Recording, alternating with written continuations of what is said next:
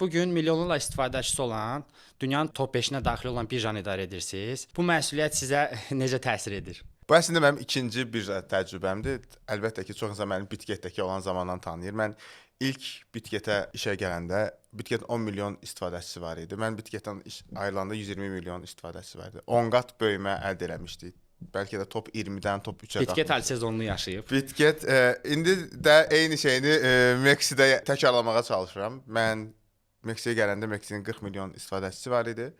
İndi artıq böyümə üzrə gedirik. Bu dəqiqə ən sürətlə böyüyən birjalardan biri və birincisiyik. Və bu mən böyüməyə sadəcə insan sayı ilə hesablamıram. Əslində bizə gələn pulla. Çünki mən hər zaman deyirəm, xüsusilə bir maliyyə layihəsi idarə edirsinizsə, insanlar pulu ilə səs verirlər.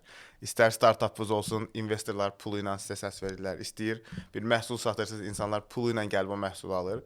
Və bu gün Mexin uğuru əslində bizə insanların öz pullarını gətirib bizim platformada istifadə eləməkdir, yatırım eləməkdir. Onunla bərabər bu keçən Rüb hardasa 370 milyona yaxın pul gəldi bizim platformaya.